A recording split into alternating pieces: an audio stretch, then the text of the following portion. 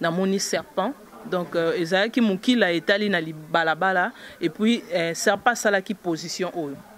nguma et na kati na ye siko nde ezalaki église wana bato bazalaki kokota et siko mutu wana ya serpent likolo na ngonde namonaki pasteur na nganga kisi wana bazalaki kosala ba sacrifice ni bibembe namoni ba cercueil bibembe ya bato bakufa na kati ya église alobi omoni bato nyonso oyo pasteur nde oyo nde aza à cause naye komona encore image ya mwasi azalaki likolo mwasi mais na se na ye azalaki serpent igela coiffe ikote papa na Kerwan éternel kenaya kanda taba ikote sensi nganda taba fenenene nganda taba chez Hugues la coiffe ikote papa na Kerwan éternel kenaya Au 174 avenue Aristide Briand, 93 320, le pavillon sous bois. À la petite porte à gauche, association Hugues Ikoté.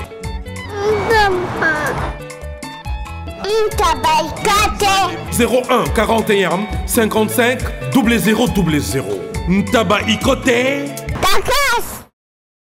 Descartes Construction et yeah! Fini l'inquiétude pour la réalisation de vos constructions de rêves en RDC au prix imbattable. Grâce à votre entreprise installée en RDC uniquement pour vous, spécialisée en construction, réfection, bâtiments, immeubles, vente de terrains, travaux publics, avec les ingénieurs, architectes qualifiés au prix incroyable. Descartes Construction est aussi spécialisée en luminosité des bâtiments et éclairage public, installation des systèmes d'alerte, intrusion pour des maisons et véhicules et tous d'autres services. Nous acceptons aussi les paiements par tranche au prix incroyable. Pas d'hésitation avec Descartes Construction. Vous ne serez jamais déçus. Pour tout contact, notre email est descartesconstruction@gmail.com. Notre numéro de contact plus 447 93 92 82 813 et appelez-nous pour Kinshasa plus 243 89 91 56 86 2. Descartes Construction à Tozana Mbongo Moki, opération Tongana RDC. L'agence d'export et d'import Michel Atlantic Shipping et bana ya Canada, bana ya USA, bomitungisa lisusuti. Pour tous vos achats et ventes de voitures, pièces de rechange et les accessoires possibles. Na koti na ba koli na bino na Kinshasa, bomitungisa penzate. Please, bakoya koza koli tinanda. Pour tout contact, benga Michel Lukadi. Plus 1 508 371 60 43 USA na Canada. Pour la Kinshasa, benga na plus 243 89 551 30 38. Michelo Atlantic Shipping. Yaboye. Bazuwapi. Raph Ngindou, félicitations pour la promotion, c'est la rapport d'artiste. Que Dieu te bénisse. À connaît pas demander, il n'y a rien en face. Ici Cappuccino, LBG, Rambo 2, Mister Double Face, la musique bio sans microbes. Suivez Congo Promo TV avec le PDG Raph Ngindou. Eh ben, on est makambo. Bison des solutions. Nanenga mabete Congo Promo Raph Ngindou. Aza mutu aza na mbongo boga, aza na bakara danger. Donc, a mutanzalate. En tout cas, félicitations, merci Sito et Oumela. Raph Ngindou, le présentateur la force créative Congo Promo. Boroto, ça n'a pas militaire la Congo Promo. Et faites comme moi, allez voir Congo Promo, tv5.com. Donc au nom de Jésus-Christ, nous bénissons le Congo Promo. Avec Raph Ngindou, Congo Promo ne tombera jamais. Piccolo Congo Promo nde. Ouais, balobi Raph Ngindou. Congo Promo toujours, grande puissance. Come on. Congo Promo qui t'orcose net in a film. Congo Promo, babunda nanango. Raph Ngindou. Congo Promo. What a plus, what a boss là.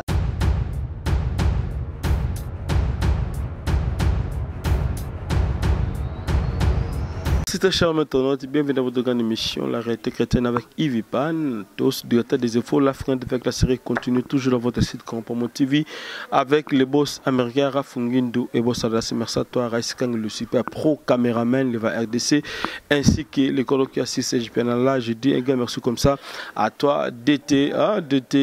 Christian Mouyi, meilleur vers toi aussi, les boss américains Rafungindu. Merci na Dominique qui est ça pour ça, Moussakata vraiment dans Londres. Merci na le Cercle Ndombasi pour prendre du bon au Canada. Merci na ndekona biso maman la biso maman ministre motema tous pour la mbetelo maman Likelemba Billy Vumga Fondation tous on va vivre nos orphelins Jamou était certain de Vissel la période Jimmy Dilantoto bamote belé na ndekona biso to ngaka mingi opeto pesa ka ba respect belé et merveille mon vieux Kati yoyebika ngezalaka Jean Robert Kalala les savants de la RDC la force du pessanteur motema ya maman biso Nicole maman la parfaite à Paris voilà topé simboté et pas ya maman la biso Jeannette Otozani à la plateau ils allaient bon 4 parties et bon moni continuité il y a partie de biso troisième partie oyo to suka ki pa wapi basali na Nzambe na banganga bakomi ko sangana nanu to monate mais na Congo ezo salema veut dire que mokile ko moko na suka maman boni santé ayo et puis ya itonga église corps de Christ mobile santé za bien par la grâce de Dieu et corps de Christ nous sopeza bien parce que nous sommes vivants. Voilà. 2019 nini Nzambe akani pona bana na et surtout que année oyo na etonga na biso communauté cité de Pétolobi eza année de santé glorieuse donc Nzambe azobate la biso et pona yo maman année oyo oko pesa ngo thème nini pona bana na Nzambe année oyo ngana ko pesa ngo thème ya koloba que Dieu est au contrôle parce que 2019 ezali mbula oyo Nzambe azosopa mapamboli na ye pona peuple na ye et Nzambe azana contrôle pona bana na ye pona ba âme oyo nyonso munguna rachaki pona ba âme bana na Nzambe nyonso oyo basila kokangama maintenant Nzambe ye moko atelemi pona kobimisa bango na kati ya libulu na kati ya molili oyo bakangama pendant temps moulayi et yango na pesi année oyo koloba que ezali Dieu est au contrôle donc eza année moko Nzambe azana contrôle ya âme pe ya corps du Christ mon biba. Voilà, merci Tony. Maintenant to continuer par rapport au message de ko pesa likolo ya cher au moni na église wana ya limité au moni mosel na Nzambe wana mokambia itonga wana nanganga pembeni nini lekaki susu après ko sala Thompson na bango so pe ba lesa ekibumba so pe ba lesa eno Congo so pe raisi kangi to ebité continuité parti wana ezaki ndenge nini Thompson wana après ko sisa ko kalinga ngo basaki nini. Oh, papa Yves, Thompson wana et Thompson wana eza mutu mobimba. Thompson wana eza bato. Donc toloba que na kozonga mwa mkesima et tant on a moni tant to komina na mutu wana pona bande ko benge Seigneur. Na yebi ke yende le maître, notre maître donc le Dieu créateur, le Dieu tout puissant. Nzambo aleki banzambe nyonso na nguya. Ye wana tant to komi wana et abandi kolakisanga sikonde na moni na bande koloba que na moni église wana na moni serpent donc ezalaki mukila etali na balabala et puis serpent salaki position oyo nguma et na kati na ye sikonde ezalaki église wana bato bazalaki kokota et siko mutu wana ya serpent likolo na ngonde na monaki pasteur na nganga kisi wana bazalaki kosala ba sacrifice bazosala ba cérémonie ayer bazosala nini nyoka wana nguma abandaki kobwaka ba venin azobwaka ba venin ezokota bato oyo bavandaki na église ezokota bato oyo bazalaki koleka mais babandaki kosentir yango te mais nga siko na sentaki mpo nazalaki na Nzambe pembeni na ngai natuni na bi Seigneur comment est-ce que bato oyo nyonso ebela fulu oyo nyonso bavandi bazomona oyo nga nazomona te et puis ndenge venin serpent oyo azobwaka basoyi bazoyoka yango te alobi bakomona te po baza na miso omona te bakoyoka pe te po baza na sensation ya kosentir te et après ayebisinga alobi po na bande nazaka vraiment nazaka na ba question ebele tant nakutanaka na Nzambe napozaka vraiment ba question. Je sais pas, eza nayebi te bon Nzamba permetaka na poser pour ayebi que peuple na ye ba ko poser nga pe ba question.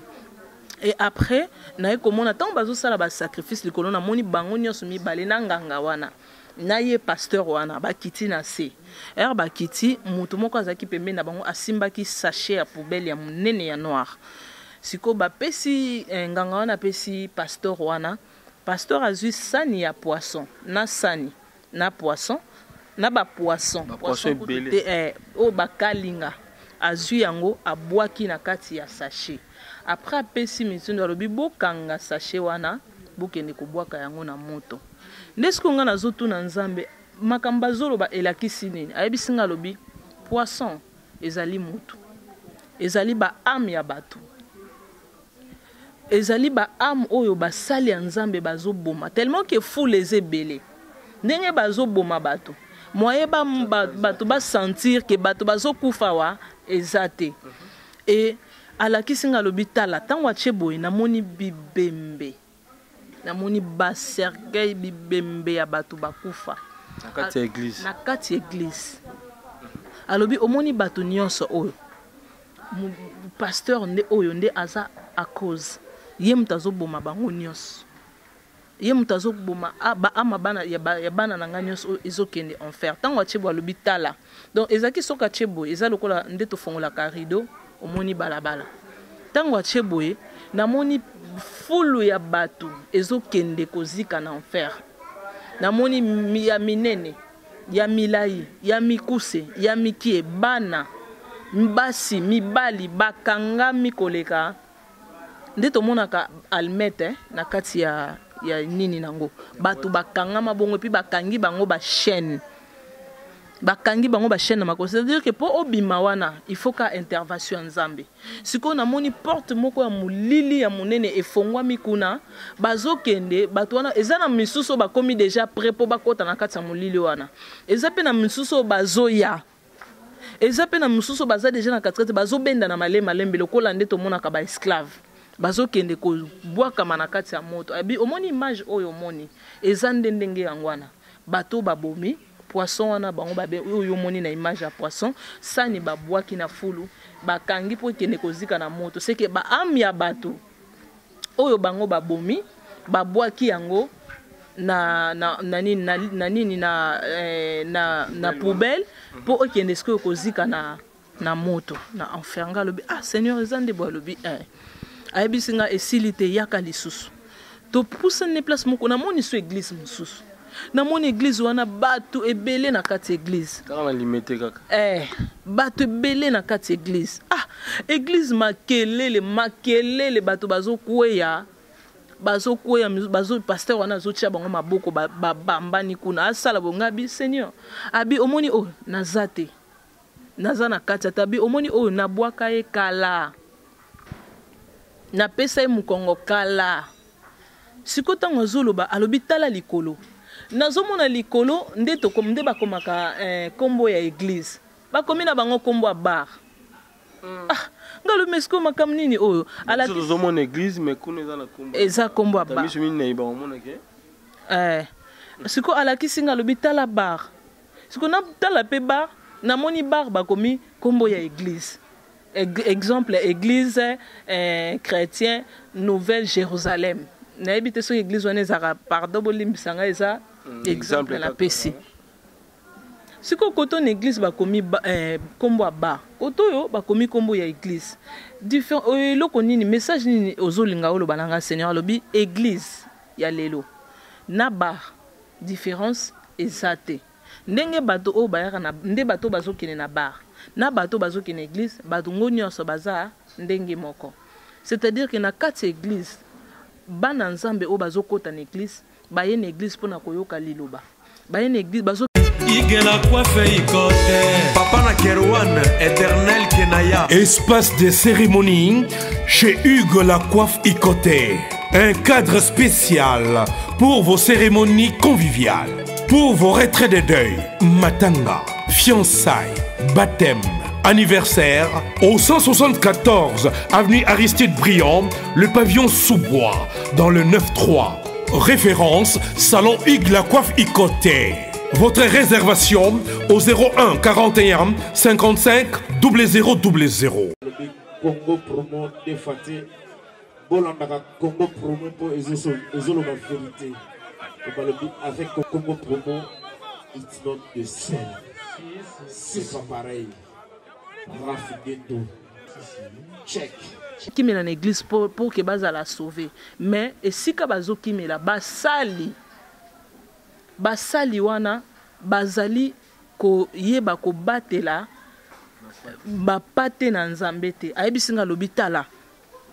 natala bona moni mai mbisi abitala tala neti église otala liziba alaki singa liziba ezalaki wana mai ekomi mwindu makasi e bambisi bimi misusu bazo sala boye balingi bakufa misusu basi bakufi alobi yebisa bango na pesa ki bango musala oyo pour que ba rassembler ba pate na ngai nde tozaki koloba na terme wana bambisi na rassembler ba pate na nga et puis ba changer mai pour na ba pate na nga bazo koka ko respirer te mais jusque là bazo sala eloko mon côté na tindeli bango ba message ebele na pesi bango ba message ebele mais bazo yoka te cette fois-ci na koyeba ko sokola bango nyonso ndenge kaka basuye cher nanga ndenge ngai pe na ko détruire bango kaka liboso ya cher oyo basili ko suye na ko détruire bango pe kaka wana après nde nzamba ki kolakisa ngai vision oyo to utaki kokabola na bandeko ya sur le trou oyo namonaki nouvelle génération oyo nzambe azo sekwisa.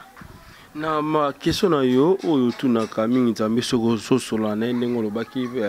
l'autre fois, est-ce que tunaki ete bana na nzambe o bazana kati ya kubunga wana ba o bakena na betonga oyo nzambe azalite o bakena na betonga ba passer et ba pasteur plutôt j'allais dire bazali ya yete bazali na kati ya bobungi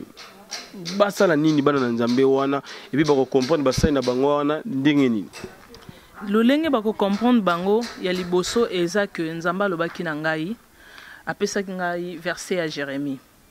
o bisonyos toyebi yango eza verset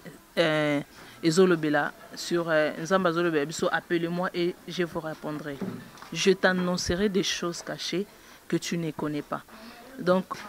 ce que olingi oyeba esika ozali na église oyo yozo bondela na église oyo yozo salela nzambe olingi oyeba musali pasteur oyazo kambayo ce qui aza dans le bon ou dans le mal, ce n'est pas ya que otuna ndeko ce n'est pas ya que comment yomoko omilobela ki aza bien aussi longtemps au consulter nzambe. Donc c'est d'abord ya consulter nzambe tuna nzambe luka nzambe parce que nzambe amimonisaka na mutu nyonso oya lukaka ye na motema mobimba. Luka nzambe ce que lukie na motema no mobimba akomi monisa pe pa na yo pe ako révéler ba choses cachées oyo yebite nzamba ko lakisa yo le vrai face parce que ba face o to monaka ba pasteur ezali ba face na bango te le vrai face ya mutu ezali spirituel même singa oyo na leki na mission pona ko pesa bino ba message bokoki peut-être koza na doute nanga mais ya mutu ya ezali nzambe nda ko sakate ce ko sengi nzambe alakisa yo vrai face nanga état d'âme nanga nzamba kolakisa yo vrai face na ngai. Donc oyo na koyi kolobeza que ce que otuni nzamba kolakisa yo makolo na yo eza wapi et puis église oyo zo bonde la pasteur wana face na eza nini eza pe na misusu déjà nzamba salakisa mais tellement que bazakaka bakoma ba fanatique ya badadi bazo croire te siko soki ozo croire na nzambe to croire suna nani bakoma ko croire nde na ba pasteur. Or yeba que soki nzamba lakisi yo ozo croire te yeba ke ozo perdre donc vie na yo ozo mikabana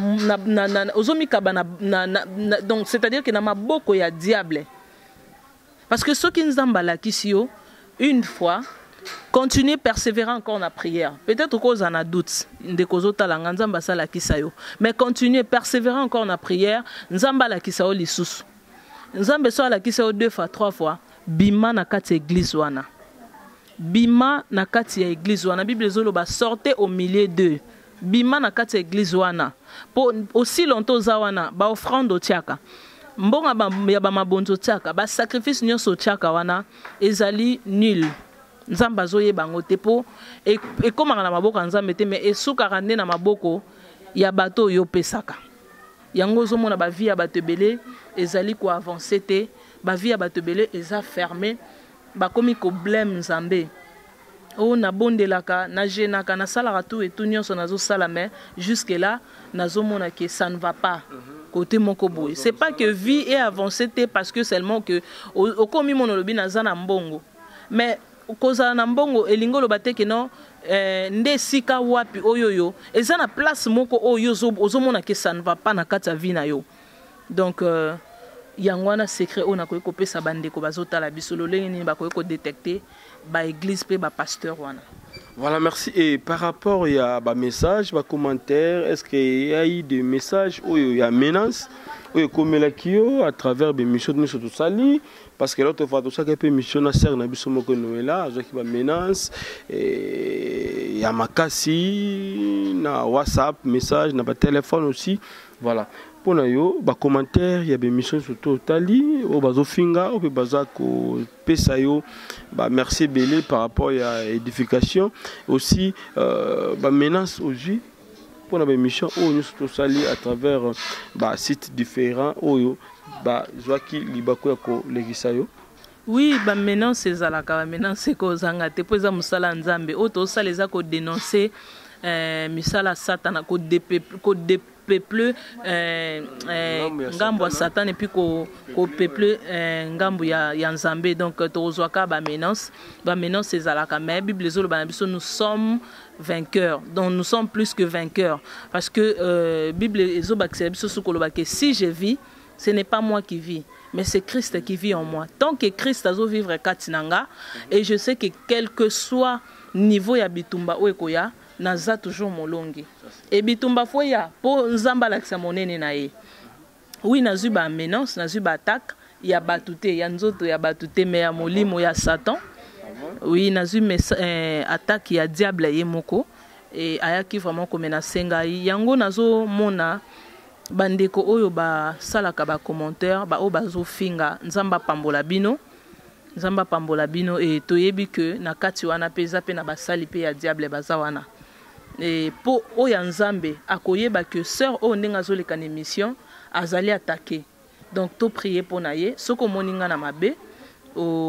ou bien au monique eloko na zolo beza eza yango te pona yo pona nzoto na yo et luka elongi Nzambe tunaye par rapport à ba message ngana kenda lisusu na gauche to na droite te ngai même si na yo ki ba murmure sur pasteur sur bayembi sur moto ce que je fais ezali secret o na zola que ça peuple de Dieu il faut toujours consulter Nzambe il faut toujours Seigneur est-ce que ba message mon na moi si na zo pesa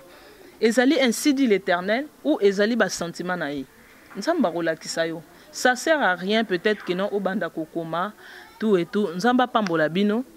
et ba obozo finga Nzamba pambola bino to kolemba te loko eza musala Nzambe atindi biso nango to kofinga mape to kofinga maka parce que ye moko maître na biso afinga ma alobi to zala ba imitateur donc tozo imiter ka oyo ye azalaki et pona ba onyo so pe ba encourageaki et Nzambe pe apambola bino nazoki pe ba appel et na bande comme nyonso o pe to sola kana bango sur privé bande ko pe mingi ba balobela ki surtout mingi ba appel nazo ki ya bande ko bazolinga na ye ba ko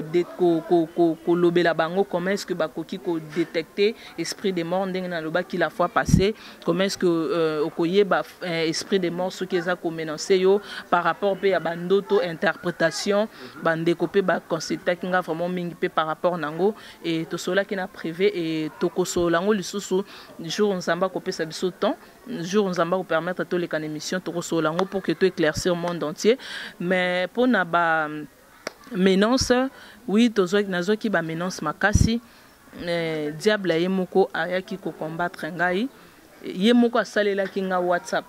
akomela ki nga message WhatsApp ndeni obegeza diable ye moko en personne oui na yebaki keza ye par rapport ya na monaki mutazo komela nga na WhatsApp mais ba message na ye zaki ko tourner lokola nguma ezo ebanda ko pesa forme nguma et abandaki donc ko lobela ngai azoloba ke yo azokomela nga message nga azotanga akomeli nga lobi ke yo ozali ko lobela peuple donc monde entier ozolobela monde entier ozolakisa bango ozo dénoncer mabe nanga ozo dénoncer makambo na ngai et yeba ke na ko menacer yo na kotika ote ngape na répondre qui était et après na eu comme encore image ya mwasi azaki likolo mwasi mais na scène ya azalaki serpent ya tache pembe python voilà python azalaki image ya python et yé lisusu na WhatsApp toujours et na mona qui est ayaki vraiment abandé comme non sengai et après siko tellement que à comprendre que moni diable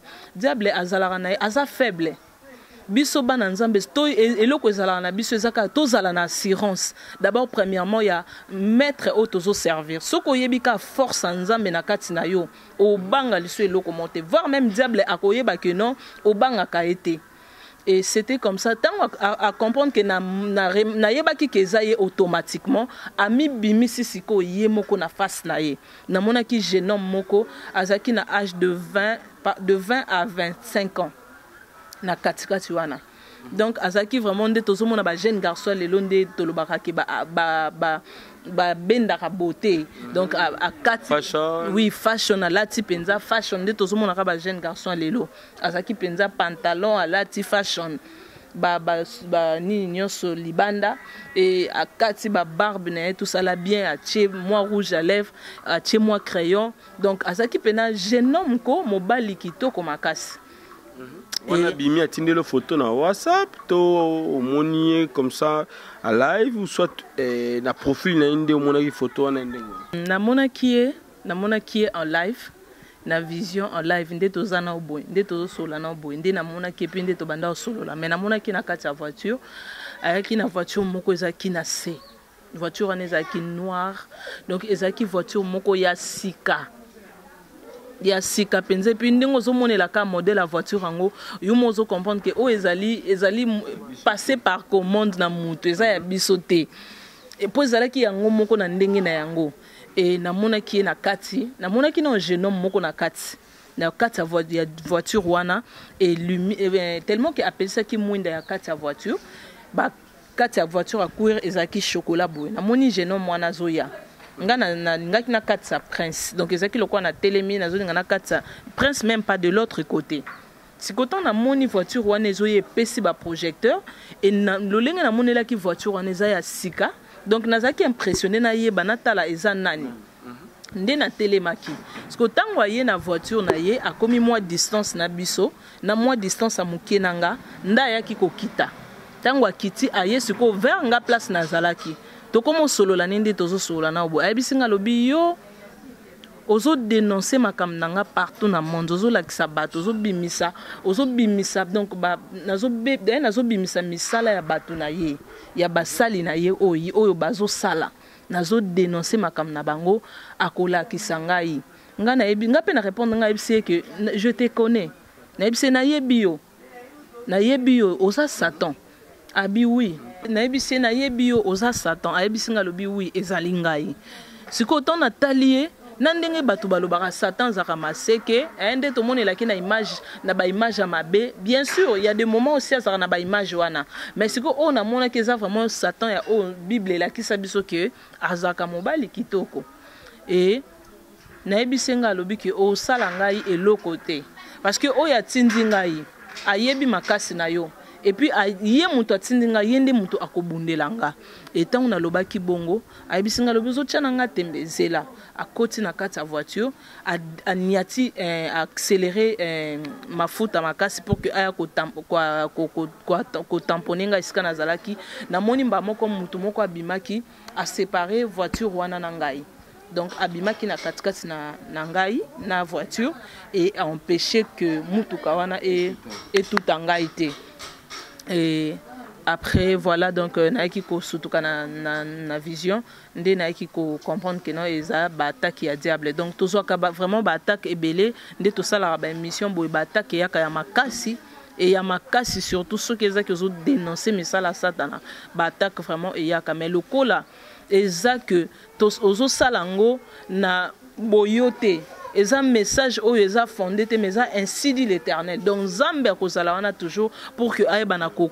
protéger yo pe ko bundela yo na ba attaque nyonso wana Donc, voilà, donc comme il y a 4 parties dans le biso, ni ne kolo bana bande ko bata la biso surtout ba o baza libanda ya mboka na ba ope bazota la biso na kati ya mboka awa okobisa bango nini et surtout nini aussi comme message au peut-être de bimisi awate o ezangaki nini okobisa bango. Premièrement, ya motuya ezali nanu ke na oyebisa na bande konyoso o baebi papa Atoms na maman Nadège, s'il vous plaît bo komisela bango message, eza vraiment urgent. Eza vraiment urgent beaucoup mais c'est la bango message et na koloba lisusu que na bande konyoso o bazolanda biso oyo déjà bazo sentir kati na bango que appel ya Nzambe ezali ba hésiter te batala kibo bango te batala peut-être makasi na bango te bazo mitu na comment est-ce que ba obanda ngana oyebisa bango que Nzambe ndo la kisa ondenge nini obanda il suffit ka ondima oyebisa Nzambe ke na ndimi ngayo na yela kisanga nzela Nzambe akolakisa nzela na koyebisa pe na bandeko nyonso oyo bazali toujours ko continuer na ba vie to na ba loyenge bayeba que temps ekomi na suka ngonga ekomi na suka pour que Nzambe azonga to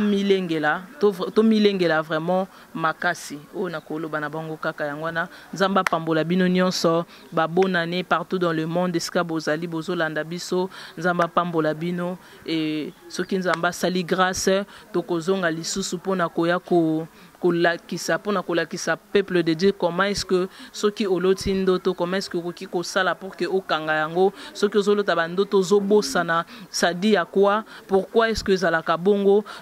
tokoya ko lobela à la prochaine na ba émission mususu comment est-ce que ya kosala pour que bandoto na ozolota oyebaka ko comprendre ngo pe olimbola ka bandoto na yo yomoko et il faut mingi plus que se confier na yomoko makasi d'abord yomoko na nous allons na confiance à moko et puis na Nzambe oyo yo bonde la rapé au servaka avant qu'il n'est pas ba pasteur na lobite ke ba pasteur baza mabe mais nazolobela kaka que d'abord mutuzala na assurance ya yo moko na Nzambe oyo bonde la parce que ba pasteur ebele basi babungi nzela ya Nzambe tokolobela lisusu sur